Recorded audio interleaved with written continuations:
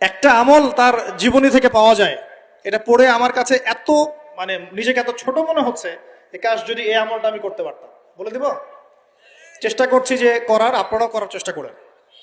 উসমান রাদিয়াল্লাহু আনহু ধনী ছিলেন কিনা, তো নবীর কাছে গিয়ে বলছেন যে আমার ধন সম্পদ খুব বেশি বাড়ছে, ইয়া রাসূলুল্লাহ আপনি সম্পদ একটু কমানোর দোয়া করেন তো আমার জন্য। চিন্তা করা যায় মানুষ এমন দোয়া কেউ করবে এই যুগে? আচ্ছা, নবী সাল্লাল্লাহু আলাইহি ওয়াসাল্লাম বললেন তুমি উটের পিঠে, গাধার পিঠে খাওয়া দাওয়া করো, ঠিক আছে, খাওয়া দাওয়া করো। তো তিনি খাওয়া দাওয়া করেন। এখন কয়দিন পরে, কয়দিন বলতে কতদিন আল্লাহ ভালো জানেন, তিনি এসে বলছেন ইয়া রাসূলুল্লাহ আমার তো সম্পদ আরো আগের চেয়ে বাড়তেছে দেখি, আপনি কি দোয়া করলেন? সম্পদ তো আরো বাড়া শুরু করেছে এখন।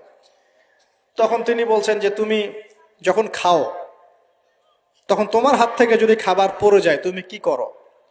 তখন তিনি বলেছেন আমি, আমার হাত থেকে খাবার যদি পড়ে যায়, একটা দানাও যদি পড়ে যায়, আমি উটের পিঠ থেকে নামি, নেমে সেই খাবারটাকে তুলে পরিষ্কার করে তারপর খাই। উসমান রাদিয়াল্লাহু আনহু এত ধনী মানুষ, তিনি প্রতি বেলায় 100 মানুষকে খাওয়াতে পারেন, কোনো সমস্যা নাই। তিনি একাই তাবুকের যুদ্ধে 30,000 সৈন্যের দায়িত্ব নিয়েছেন।